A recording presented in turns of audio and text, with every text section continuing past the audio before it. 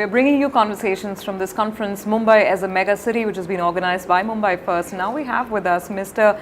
J.K. Banthia, who is the Chief Secretary of the Government of Maharashtra. Sir, it's great to get this opportunity to talk to you, and I talk to you as a humble Mumbaiker today. A city where so many dreams come to life every single day, but the problem of day-to-day existence continues to be extremely grave as well, transportation, housing, etc. How do you rate the environment around and where the city has come in the last, let's say, 5 years or so?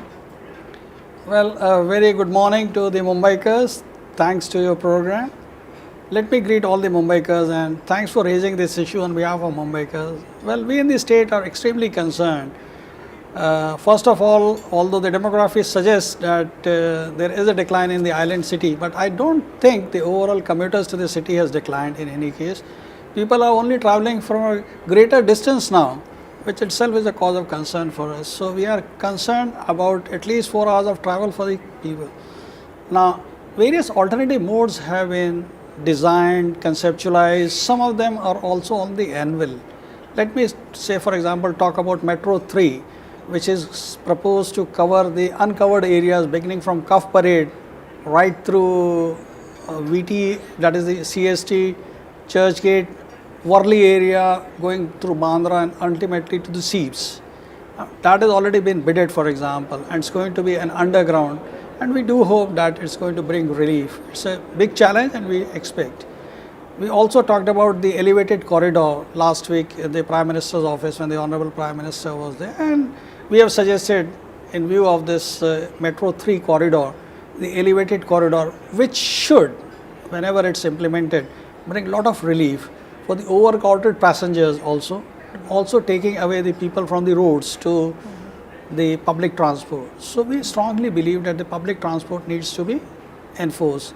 Now, other than this, on the western side, on the water transport, already we have called for the tenders. MSRDC is going to really take them forward. We have got a cabinet subcommittee and it is proposed to place it before that. So the water transport is also being addressed. A lot of what you say sounds very optimistic and it gives us hope. But what kind of timelines is one realistically looking at? Can we expect any change in the next year to two, or is this a very long gestation plan that we're talking about? Well, some of the current ones which I talked about are with a long gestation plan. And we also have the coastal road, and in principle approval is being apparently considered by the Ministry of Environment, and we have argued vehemently for the Mumbaikers, saying that acquiring, that is reclaiming 1 square kilometer for the coastal road is going to bring a lot of relief. Now the current environmental laws, they are obviously sort of a bottleneck, but in the meeting with the Honorable Prime Minister, it was brought to his notice, and I am very happy to say that this week we are going to have a meeting with the But the current ones, the metro, for example, and the monorail, they should be there within the next 2 months maximum. So the monorail, which is the cross connection on the east to west and west to east. As you know, right now we have got linear, north to south. We do not have the cross connections in Mumbai. And the metro one. These two should be there in the next 2 months. We are very confident. Mumbaikars will not have to wait. You know, when we speak to corporations and we speak to several big companies, they insist that finance is probably not the problem. Finance can be pulled together. There are international lending agencies, there are pools within India. But perhaps it's more an issue of the regulatory framework. You ask people why the Mumbai Metro has been delayed, it's been behind schedules. Companies end up saying that it's just impossible to get regulatory clearances on time. So is Mumbai really, unfortunately, a bit of a urban management failure? I won't say that, but the challenges were not fully recognized, let me put it this way. Putting up new projects like the Metro 1 in the midst of a congested city is not an easy one. No other city has faced this sort of a problem. And what was expected to be done in 2 years and 3 years time, because of various interventions, sometimes administrative, sometimes political, sometimes through court, have resulted into this. But we have learned a lesson. That is one issue. Number two, as you very rightly mentioned, finances is not a major issue. Both internal resources can be raised and also international agencies would be willing to help. What we are really finding is in BOT projects, the post tendering processes which are there, etc., and completion projects, there is a dispute arising and we do not have a regulator there, etc. So while we can sort out the issues arising during the execution of the project. Once the project gets completed, we require a regulator, and our Chief Minister has been very vocal on this. So we require a regulator, just like we require a regulator for our housing, we require a regulator for the developers, we require a regulator for BOT tenders also. Will that help or will that add to the problem? Because earlier in your remarks, you were saying how many agencies there already are, multitude of agencies regulating different things within Mumbai. May I suggest that this dispute resolving mechanism will definitely go a way forward. It's going to be there. Otherwise, like we have now put up MERC, for example, or the CERC for resolution of the disputes on the electricity tariff, for example, we have got the other authorities over there. An authority is there for a regulator is also required when certain commitments are given by the private sector companies, those who have bid it out, etc. During the execution of the project, certain unforeseen challenges come.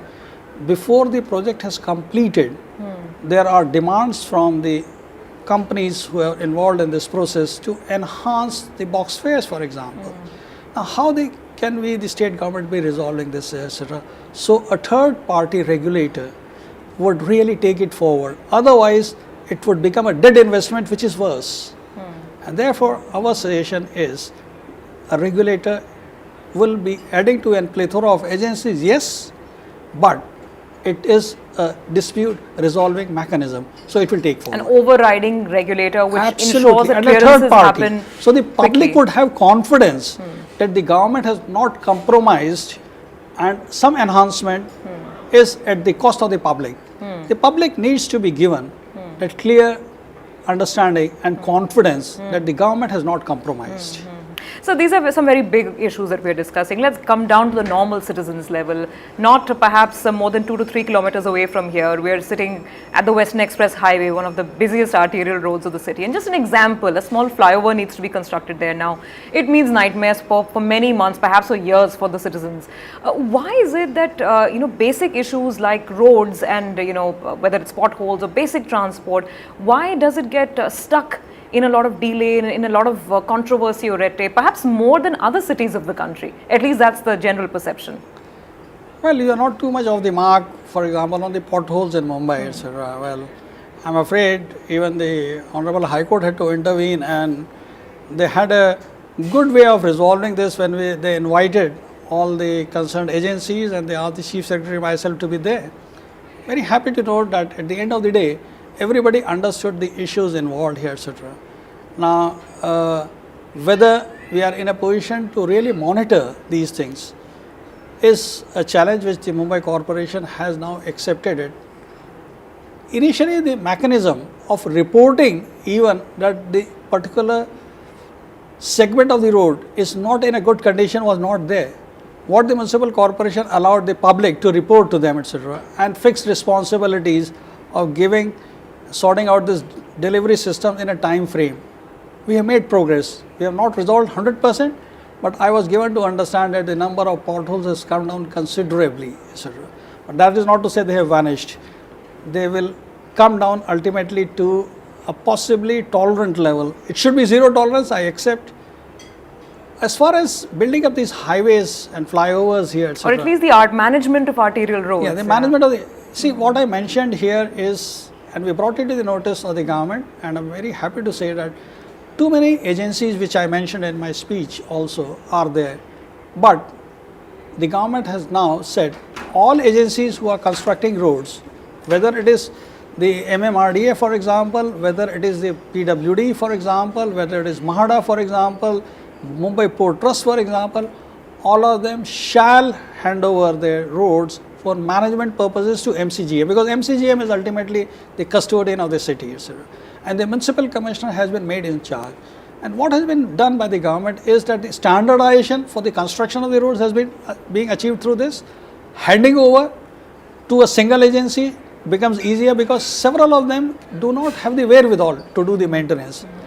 The maintenance cost would be recovered by MCGM from these agencies, and I think we are making move forward in this direction. So let me end by asking you that with all these efforts being put in place and all in the right direction, let's say over the next 2 years, what kind of visible changes in the quality of life can a Mumbaiker hopefully look forward to? Well, I would say the opening up of the monorail, the metro rail would definitely be there. I am very confident about that. That would make a change. The waterways would be coming through, at least the construction work would start. So for some people at least it is going to bring relief. We are also very confident that the DPR for the coastal road will begin. So that is the long term one and the immediate ones here, etc. The BRTS, which is the rapid transport, that is being on the anvil. So that way is going to make big relief for the public transport here, etc. Now, I'm also very happy to share with you and with all the Mumbaikars that the quality of the coaches for the suburban railways through the World Bank program, State of Maharashtra and MRVC, that you are going to see in the next 6 months.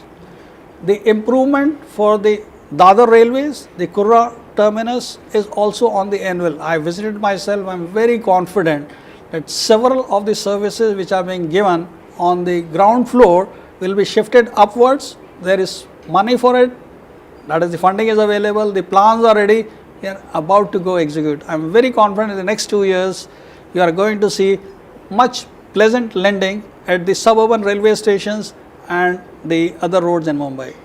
Well, that's a great optimistic note to end on. Thank you so much for your time.